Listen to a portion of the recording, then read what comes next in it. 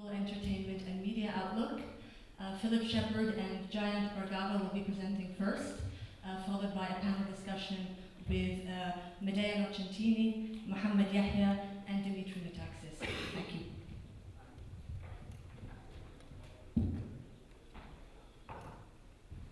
Thank you very much indeed, and it's a great pleasure to be here again. And we all excellent. It's a great pleasure to be here again. The second year we've been involved with the biofilm market. And so welcome to all the DFM guests and the PwC invites. And those of you who were here last year, you know, there's a kind of a similar theme that's going on that we're going to try and build on, but we're going to drill down into different areas today, as it said on the invite. So I'm going to do a bit of an overview of the global entertainment and media market, and looking particularly at advertising and film and TV. My colleague Jayant from Strategy will then really sort of do a bit more focusing around OTT, over-the-top TV, which has been one of the sort of most significant changes that has been happening globally and potentially in this region as well. And then our panelists are covering both the advertising, from the advertising sector, from OSN and on OTT, and from Abu Dhabi Media, the sort of use of local IP to sort of generate revenue just beyond TV, which will be Mohammed. We're going to aim for 12:30, so we're going to go on along at a fair lick, I hope, and get you all to lunch or to buy some films. Those of you who haven't been involved with our research before, I've lost my clicker. Oh, there it is. So what is it? Well, we're looking at 13 segments. We've been doing this, I think, for 15 years now. So it's probably the most major piece of research that PwC does annually. So we're looking at 13 different media segments, those ones on the right. We look the research data, it's all sitting on our website under that thing down there, Outlook, and it's available to anyone. I think there's a small subscription charge to access it, but nothing like the sort of fees you'd pay to other research houses. And we also produce this book. This book is the most frightening thing that I get each year because it's so packed with information. It's worse than the Da Vinci Code to try and work out. But if you ever get a chance to speak to me and would like one of these, it really is packed with information, but it's not directly available on the website. What I've tried to do for the purposes of this event is put everything onto 3 pages, some key stats and stuff, so please take that. And we're calling it this year Beyond Digital. We're running out of titles for digital. 3 years ago, we called it the Digital Sandstorm. Yes, last year it was a digital mindset. Now it's Beyond Digital, and I'm going to leave it up to Jayant to work out what the hell we're going to call it next time. But I think there is a theme overall around digital. It's been this a 10-year journey of digital transformation that's been going on around the whole entertainment and media sector, and there's been lots of commentary and forecasts and discussions and challenges throughout that 10-year period. And now I think we're seeing the sort of clouds are lifting, the fog is clearing, and some things are sort of getting a bit more firmly established. So that's the opinion that we're coming out with in our studies. So let me just sort of go, again, just big picture stuff. Just eyeball the chart. The stuff on the left-hand side are the big mature markets.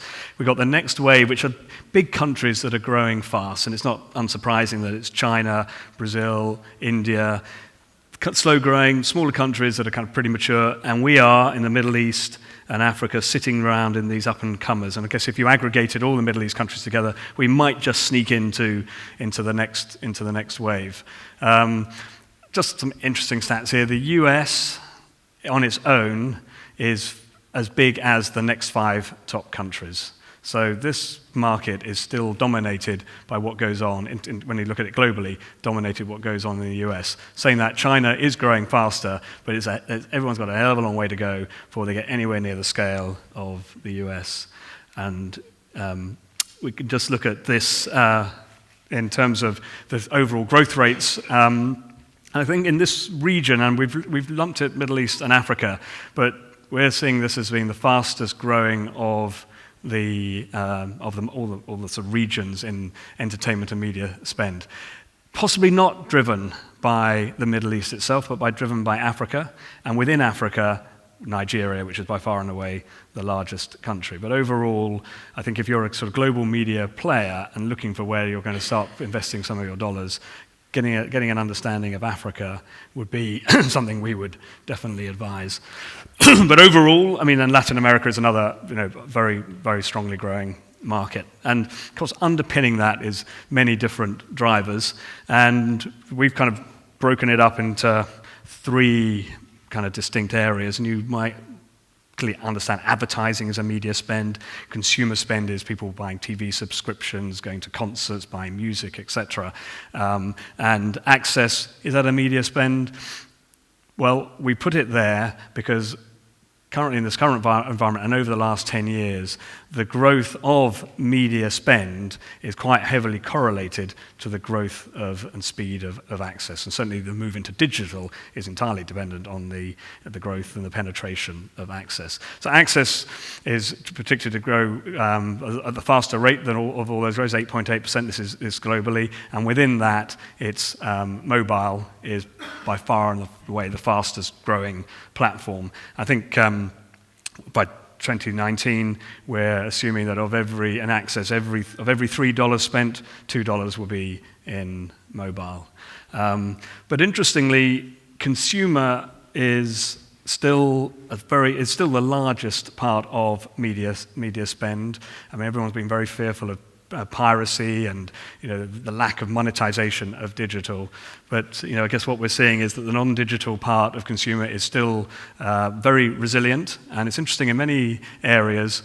You've kind of got this point where it's kind of plateaued, and sometimes the non-digital spend is growing, and I guess this is the theme I'll pick up a bit later on. But we're certainly seeing consumers beginning to sort of really make some choices about how they consume their media, and sometimes they don't want it always in digital. Live events, sharing, and collaboration is proving a very important driver, and you can't do that always just through digital. So looking at this chart, this is kind of looking at globally on the overall spending. Probably not too dissimilar to previous years. We're still seeing internet advertising really driving the overall growth based on that platform of fast penetration of broadband access, both mobile and fixed. Video games, I guess a few years ago people were thinking that was kind of something that was, the platform games are passing away, but it's been very strong growth, particularly around those on social media platforms. The rest are sort of, I suppose it's film and entertainment, all these other ones that we may have thought would be all hit by the sort of growth of digital are still performing strongly. I guess the area that isn't is newspaper publishing. And strangely, it's magazine publishing is actually, we're seeing some small growth there. Newspapers are in a bad place because the substitutes, whether they're as good quality or not, but the substitutes you can get are just too enormous. So for them to be able to continue with their circulation growth and grow advertising is proving, certainly in mature markets, extremely challenging. Magazines have actually made that transition to online a lot better, and I think because they've got some differentiated content.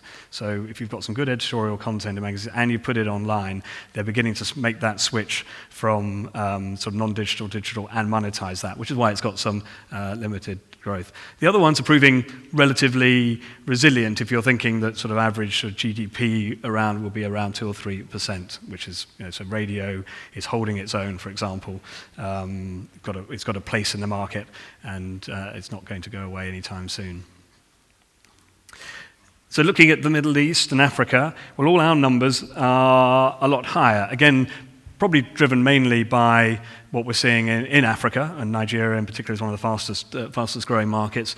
We're proving that we're above average in TV advertising still, and we'll maybe talk about that on the panel a bit, about the resilience of that in the region. Pay TV side is still, TV subscriptions is still kind of relatively underpenetrated across some of the bigger markets, and so that's forecast to grow quite strongly. And if you think about Nigeria and Saudi Arabia, there's fast-growing, I guess, consumer spendability and very low pay TV penetration. and I don't know if anybody here is from the publishing industry, but clearly it's the same global trend is sitting here across the region. And actually, if you look at the mature parts of the GCC, you'll see quite a lot of negative figures for that. So, of course, in countries like Egypt, where you don't have such a strong digital penetration in publishing, you're still relying quite heavily on the print side. Just sort of picking out a couple of stats for the UAE and KSA. So I remember saying this last year, and I think Dimitri will comment on this in the panel. We are forecasting mobile advertising, mobile internet advertising for the UAE, probably one of the fastest in the world at 37% growth, albeit from a limited base. I said that last year. I haven't dared look to see what's happened in 2014 to see whether we're moving in the right direction. And as I said, if I keep saying this every year, one day we're going to be right, because all the elements are in place in this region or in this country for very strong internet advertising. You've got very high penetration of smartphones and tablets. You've got very high penetration of social media. But there is some stickiness, I'm aware of that, and I think Dimitri will tell us all about that from the advertiser's perspective. Same thing in KSA. We've mentioned filmed entertainment. Now, you're probably thinking, I'll come on in a minute, filmed entertainment, that doesn't exist in Saudi Arabia. There are no cinemas, or maybe there's five or six. So it is coming from a very low base, but this is all electronic home video, which is one of the fastest growing parts of film and entertainment. And just to reinforce where things are looking a bit bleak in those two countries, newspaper publishing negative, and music, strangely, the sort of switch to digital or the lack of monetization of that is having quite a big impact on the music sector here, not compensated by enough value in live events. Oh, okay, themes, right. So I suppose when trying to distill tons of things that are happening around, I think what we're really clearly seeing, and maybe I'm going to stick with the second one, which is that consumers, what's really clear is that they're kind of a bit ambivalent as to whether they don't think of it as digital or not digital. They think of it as what is the best for them, and it doesn't. What platform is it best for them? Is it a tablet? Is it in a newspaper or whatever? And so this view that the consumer is kind of making some kind of differentiation is, I guess, proving not to be the main driver. It's their flexibility. They don't want to find that something that they're used to having on their laptop or on their phone just won't work on their tablet, or they can't get it on the TVs. It's having this kind of flexibility, and that's a challenge for people who produce this content, because you're going to have to put this on to have an efficient way of putting it across many different platforms, so that certainly the consumer user experience is seamless. And it sounds easy and trite to say that, but I know it's extremely difficult to make that happen. And the danger is extremely difficult and potentially quite expensive. But certainly, if you think about this sort of younger generation who are now probably coming through into the workplace, they kind of just expect it. And they'll make their choices. And this then sort of really leads to the first one, is that for advertisers, you really do have to think about how you're going to adapt to meet to address the fact that your consumers, the people you're trying to address, are doing things in a very wide variety of ways. And I know we'll talk about this again with Dimitri, but it feels in this region we're quite traditional still, and it's been quite challenging to make those changes. So that's clearly something that is a kind of big theme of what we've been looking at. And finally, I think we pulled this because it's very relevant really to what we're doing today, and we're in the film side, is what to do with your IP and how to make more money out of that. Clearly in this region there's a lot of unlocking of IP value, certainly Western IP value, in the theme parks and attractions. Should there be more for local IP here? And that's what we're talking about with Mohammed. So very quickly, we'll just go through the sort of advertising side. I think we've sort of seen this. This is not fairly reflective of what we said for the global spend. I think we've been talking about this sort of transition to the point that when TV advertising has tended to be the dominant dominant platform. And what we're showing here is the figures in 2019, the proportion split between TV and internet. But within the TV ones are all where the broadcasters or the channels have got their channels on the internet. So we've done it as a platform rather than, as an ownership of the content rather than a platform. If you looked at it the other way around and said, what platform, where's the money spent on what platform, internet would significantly exceed TV by 2019 on a global basis. And you can see the kind of switch in shares that is happening. And I think, it's kind of incontrovertible that, ultimately, the main platform for advertising will be the internet, as all measurement tools and all the ability to be able to understand what's going on improve. Where do we sit in this region? Well, again, backing up what I said before, we're saying probably UAE. We're sort of forecasting 52% of the spend in UAE will be on digital, and it's the fastest rate of change of growth. And Saudi Arabia also got pretty high growth, both coming from a pretty low base. So challenges, but I think we're kind of optimistic that this will be something that's going on. And kind of what's driving it? Well, it's mobile, and we're saying by 2016, this is the global figures, that the mobile internet will be greater than the fixed internet. So again, if you've got a content provider, you've probably got to think mobile first before you think of fixed, not the other way around. And again, which I think when I first started this, we were really chuffed that the mobile growth had exceeded classified.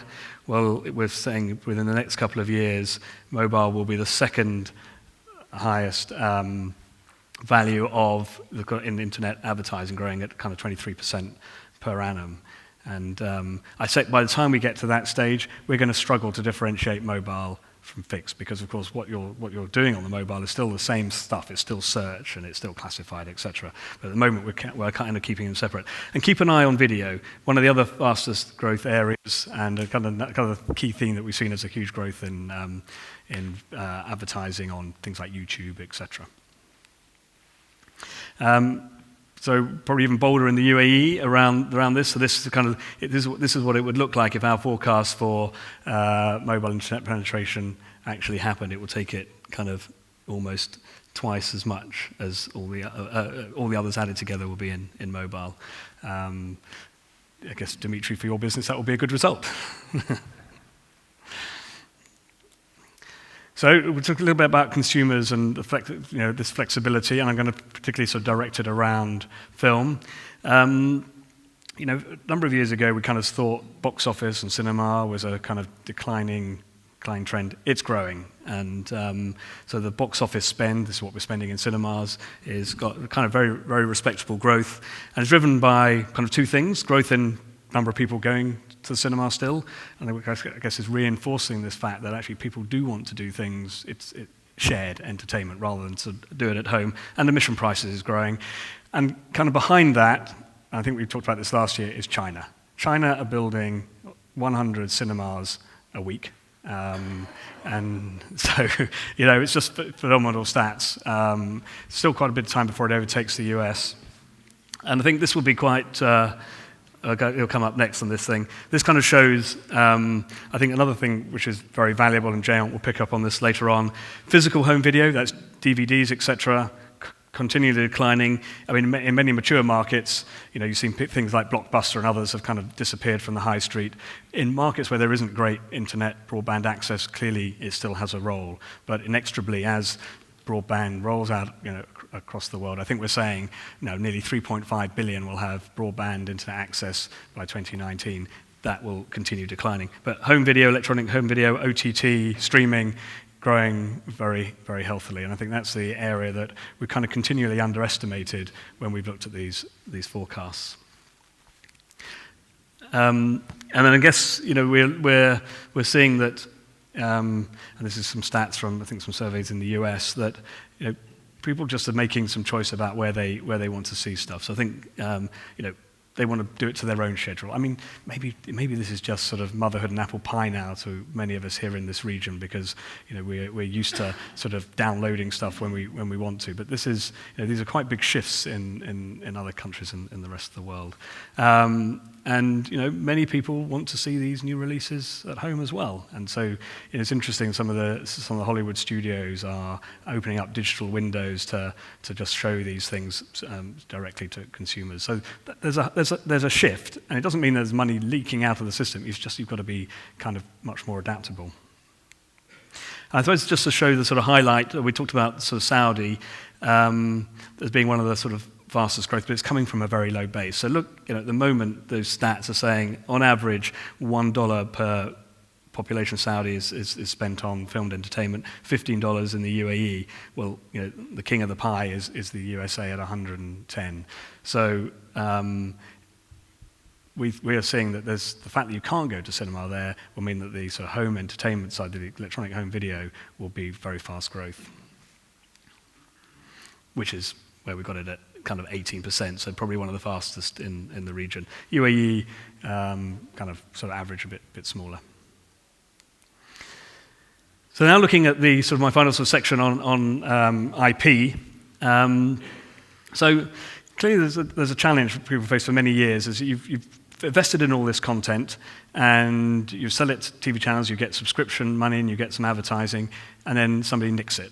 And it's leaked. In many of the countries there's a hell of a lot of piracy, and there's clearly maybe there's you can maybe do some licensing and sell toys and things like that. But what we're talking about in this region is there's a huge push to develop Middle East or UAE or even Dubai as a leisure and entertainment, leisure attraction destination. And I guess it's been clearly proven that with sort of branded IP, then you've got significantly enhancing your chances of success, assuming quality and delivery and everything else is equal. So we thought, given here there's a lot of brands that are being probably sold out on channels here. We've got our own local brands. What's it all about? Is there really an opportunity?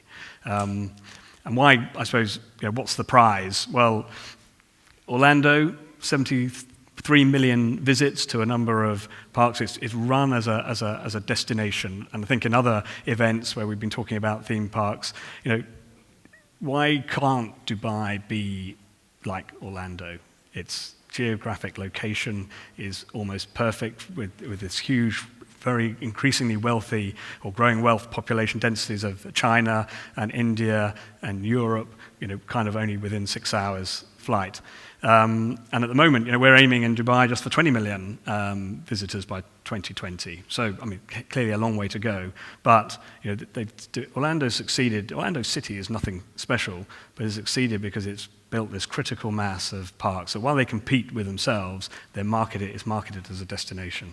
And it's got, based on all this kind of IP brands, which we see on the right-hand side.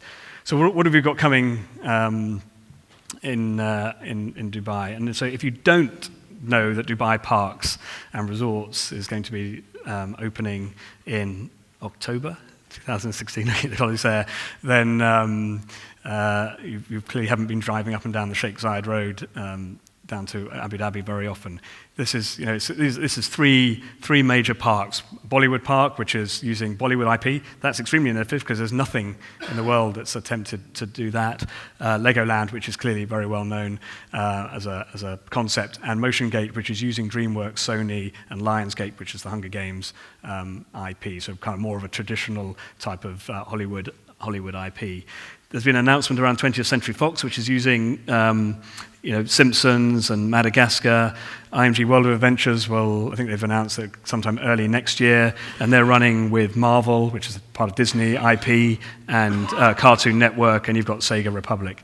And clearly this is all kind of Western content IP for the people, I guess, for the attractions of the people providing this stuff. They're getting, a nice 5 or 6% royalty fee from doing it, and there's no piracy. You can stamp out on anybody copying your stuff elsewhere. There's been some instances in China where people have built kind of looky-likey type parks, but the government, are closing those down.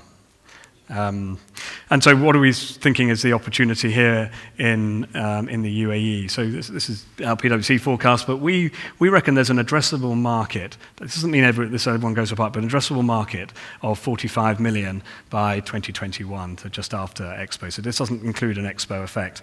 And so these are... This is including residents, it's including people who visit friends and family, so they're not sort of recorded in the hotel stats, and it's including the tourist numbers. And actually, there's a kind of virtual circle here, because I think our view is that to achieve the 20 million, Dubai needs these leisure attractions, because you need more things for people to do and for them to stay longer, to increase their length of stay. And just to put it into some sort of context, Orlando says 73 million. Hong Kong, through its theme parks and attractions, is running at 15 million. So, big city clearly should be achievable. And that's kind of, where thinking about the IP side of it, what we're saying, what is the makeup of the population here in the UAE? And I suppose this would be in the thesis around Bollywood parks. You've got, not only have you got this enormous 1 billion population of Indian and Pakistanis sitting on your doorstep, of which 100 million are kind of wealthy enough to travel and to spend, but you've got a lot in the country already, and a kind of huge Asian indigenous population. And so and we'll talk about this with Mohammed, because one of the things that's also coming out in our research globally is that one of the key drivers is good, strong local content. And I suppose we've been such a dependency here in the Middle East on kind of Western brands. Are we missing a trick? And those of you who are Arabic and lived here for a while may remember Majid. It's still an existing comic character, and it's being relaunched, or has been relaunched as a TV channel.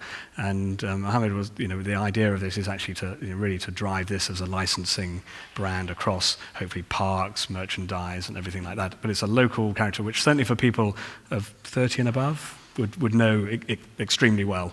So to be proven, but there's also another thing. It may not be a secret, but Sesame Street, the local Sesame Street iftar, Simpson, has again relaunched, mainly on YouTube channels, extremely successfully. But it's an Arabic characters are in there as well, and will this actually be the thing that's required to take these parks to the next stage?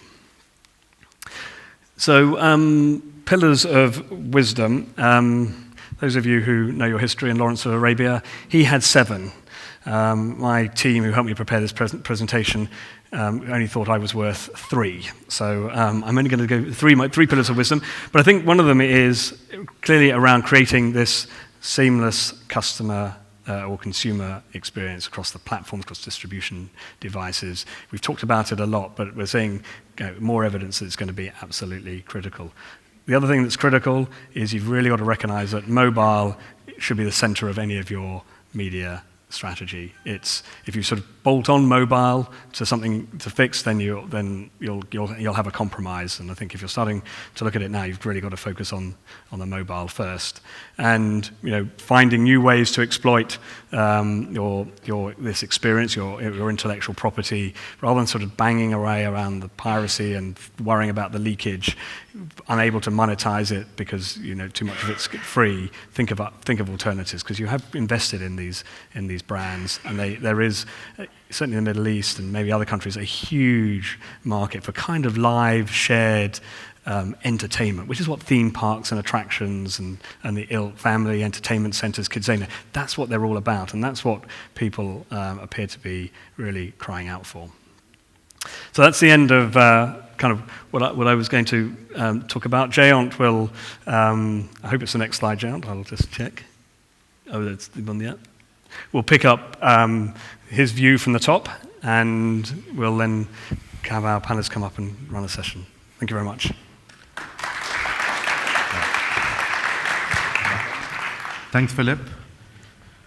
I fall for this trap each year, which is 2 traps. First, being part of the first session after the opening party, just trying to keep awake.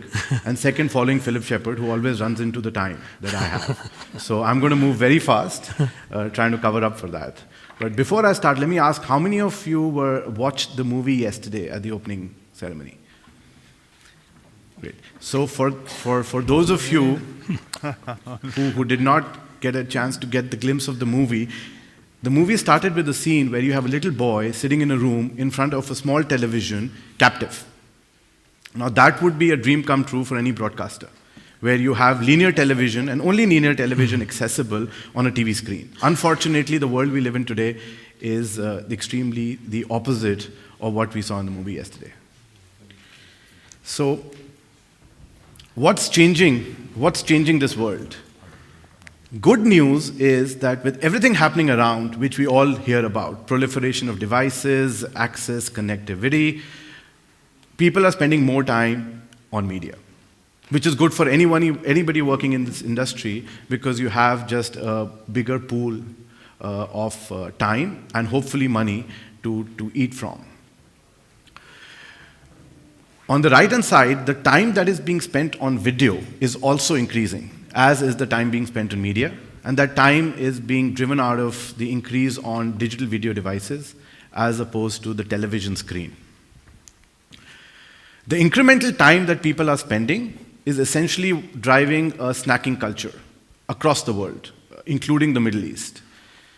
The incremental time is being spent on short-term, short-form videos which are catching attention.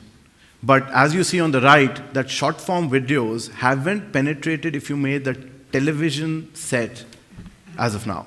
While many television sets that you see today are connected, but you haven't seen the crossover of the short-form videos in a big way on the television screen. They are being consumed, as you can see here, and short-form being on the pink color, the light pink color. You see them all across all devices outside of the television screen. However, having said that, anybody who's producing professional video content today understands and realizes the importance of distribution on platforms other than television. The eyeballs and the time that you get spent on a professional video content that might be first aired or burnt on television, the recall effect of that on other platforms is, in our view, close to 5 to 6 times that of television. So, outside, with all these trends happening, is money still there in pay television? And pay television being defined as the traditional bundled environment where you have a primary television service at the home. Is that still going to grow? So if you take a global view, there are pockets of growth within pay TV. And if you look at where this growth is, Middle East stands at a very good place where we still have a great upside in terms of penetration of the primary television service in the Middle East. If you look and compare that to North America, probably not. It's already highly penetrated. It's at 79%, and the opportunity for growth is not there. At the same time, you have significant number of, not a significant number, but a fair amount of numbers of cord cutters that are coming from the millennials that are essentially getting rid of their primary television service or not subscribing to one in the first place. But if you see pay television, there are pockets of growth if you take a more global view to it. But what is growing is definitely not the primary television service. If you take a global view, yes, there is growth, both on the advertising as well as on subscription side. Now you'll have different markets working differently. You'll have emerging markets like India, where you have double-digit growths. You'll have markets like the Middle East, where you have low single-digit growths. If you don't take the last 6 months into account, you still see there is growth. And you'll have markets in the US that is actually struggling when it comes to pay TV. They're probably at low single-digit growths, if at all. However, it is growing. There is growth. But what is the growth story is definitely the OTT video, which you see on the right. And whether it's streaming in terms of access revenues on streaming or subscription revenues, or the online video advertising, both are demonstrating very strong growth across the globe. The OTT spending growth is double digits wherever you look in the globe. And Middle East, yes, we are starting from a small base, but the growth that we expect in OTT spending is phenomenal. So what is the consumer behavior that's driving this OTT growth? there is clearly binge viewing, which essentially are users who are watching 2 or more episodes of a drama series together. And if you look at how many of those access on a monthly basis, you take a global survey of it, then that's at least 40% of the people who are aged 18 to 24, 40% of those are doing binge viewing on a monthly basis. What kind of content are they consuming? And that genre of content, in our view, differs on which demographic you look at. If you look at the young 8 to 11-year-olds, you'll find it's between stream television, which is the red one, and games. So gaming and stream television are actually at par when you look at 8 to 11-year-olds. When you take it a little further and you take 12 to 14-year-olds, streaming is still big, but that gaming is then replaced with drama scripted series. So this is your traditional scripted content that you typically have seen on linear television. When you look at 12 to 14-year-olds, that's what replaces gaming as the top 2 content genres that are being consumed on a non-linear basis. And if you go a step further to 15 to 18, their consumption patterns are not very different than the 12 to 14-year-olds. What are the drivers of this growth? No surprises here. It is broadband access, it is connected devices, but it's also the price-value equation. Think of a primary television service connection in a market like US, and the entry point in terms of price that you need to get into a connection of DirecTV or Comcast. That's a significant barrier when it comes to a new subscriber saying, how much of my content consumption is going to be on a linear basis? Am I happy with not being part of that and really trying to cover all or most of my entertainment needs on a non-linear basis through binge viewing? Now the only big question mark that remains is live sporting events. Live sporting events is probably one part of the content genre where they feel the need to go back to that primary television service connection. Outside of that, they feel very happy when it comes to scripted content with the kind of trends that we are seeing with the millennials. Many of them don't feel the need for a primary television service connection at their home. And that's driven by the price and value equation in their own mind in terms of what value they put to that primary television service in a bundled environment. And finally, the content and user experience. The nimble OTT players have somehow managed to get themselves a superior user experience when it comes to the traditional giants. Now, traditional giants are moving extremely fast and playing catch-up, but if you talk about Netflix and the personalization of Netflix, which creates at least 30 to 40% of their subscriptions, then that personalization service, I think, is better and configured much before many of the others have followed suit. So from a user experience and content perspective, there is still a world of difference between the two. The OTT competition will continue to increase.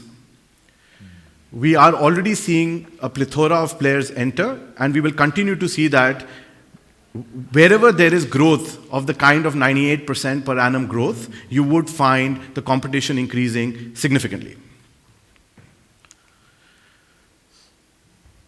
In this whole world of OTT and a parallel world of the primary television service of the linear television, there are 3 content ecosystems that are emerging in parallel. On the left-hand side, you have the content that's been created for theater or for TV, which is the traditional content, which is professional, delivered by all the content majors. You have original digital content, which is the House of Cards and all the series that either Amazon Prime or Netflix are commissioning that go straight to digital. And third, and definitely not the least, is the amateur content that you see on the multi-channel networks on the online distribution platforms like YouTube, which, in terms of time being spent, is quite significant and not different for the young generation when you compare it to the time being spent on linear. Following these trends, you see all the major broadcasters investing into each of these. Going into original digital content, whether it is Warner Brothers creating Blue Ribbon. At the same time, you also see broadcasters chasing for all the multi-channel networks which host all the amateur content that you see on online distribution platforms. So today, if you look at Europe or if you look at US, you will struggle to find a good leading multi-channel network that's not already been acquired by one of the major broadcasters or content majors. So the race for multi-channel networks is super fast and is yet, if you may, it's yet to sort of, that wave and that push is fully yet to sort of arrive in the Middle East. But we think it's just around the corner. Another interesting thing that's coming on the amateur content front is just new content genres that never existed before. Here are 3 examples that we located of successes in South Korea. PewDiePie is a multi-channel network or an emerging artist that basically just films himself playing games and puts it on YouTube, and he gets amazing success. This genre didn't exist in the past. Now the key question, is this genre amateur only? How much time does it take out of the time people spend watching video? And there is a fair amount of time being spent here watching video. The other is makeup entertainment. So you have people, you have women teaching how to do makeup by just videoing themselves or just putting themselves on the camera doing makeup, and again, attracting significant amount of interest on the distribution channels, on the global distribution channels. So we see clearly these new genres, content genres, emerging from a very different place.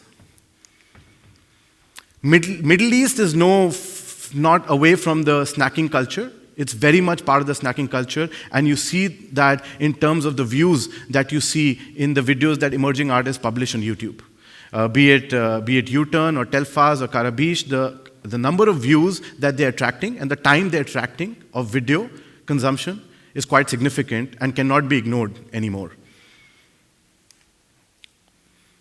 All of this OTT is driving an explosion of content creation. So if you are a content producer, you're in a great place because the number of commissioners of content are just increasing every day and significantly increasing at a rapid pace, and the amount of content being produced is just skyrocketing, be it the number of series being produced in the US market for linear or VOD, or it be the digital video which is being produced by amateurs on Facebook or YouTube and published there. There's just a huge content explosion.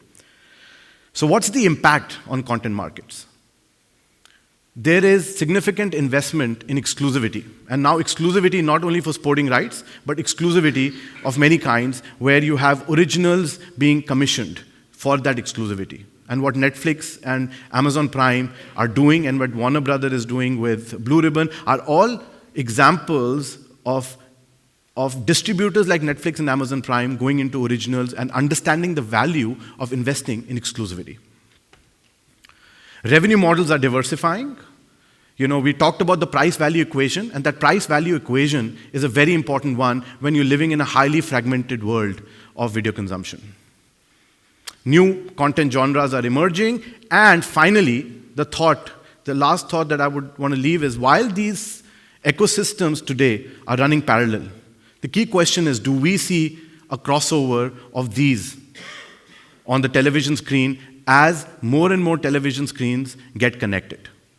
So when more and more television screens get connected, what are we looking at? Are we looking at an unbundled environment where the power or the value of somebody like Comcast bundling everybody for the user is being put to question? Are we looking at a scenario where the amateur videos that are being today consumed in online distribution platforms, should they form part of the primary television relationship because of the amount of time that is taken from people? And those are questions that are yet to be answered because they integrally lie in the minds of the millennials. Unless we can threadbare the minds of the millennials and answer the question, when they become families, how will they behave? Will they continue to behave like what they do today as millennials? Or will they start behaving a little bit more like us or like me, where we have a primary television service connection and maybe two at home. And that's the key question that will determine how the crossover of this world emanates in the future.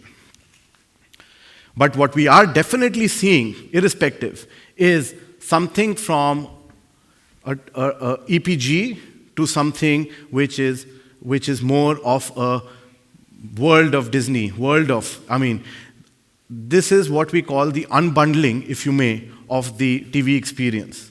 In markets where the price-value equation for a primary television service like the US is quite high and that price-value benefit is not very clear, I think the unbundling we'll see faster than in markets like Europe, where the barrier or the cost barrier for a primary television service is not as exorbitant as the US. So I think we'll see different stages of the unbundling also as more and more TV screens get connected. Now, whether this is a 5-year journey or a 10-year journey is difficult to answer because it again goes back to the minds of the millennials. But in markets such as the Middle East where we stay, where the younger demographics are the majority, one would argue that this would take a faster pace than many of the other markets. So what is required to succeed in this place, right? There is huge amount of fragmentation. There is all different models coexisting. You have different kind of content ecosystems coexisting.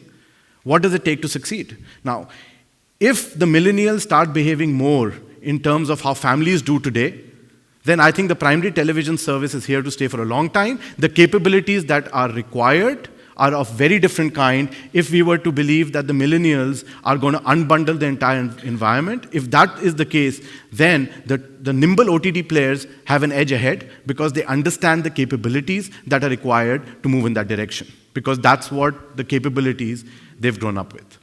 But again, the key question lies in how the millennials think. Unfortunately, we cannot even survey them because they themselves don't know today how they will behave when they become families.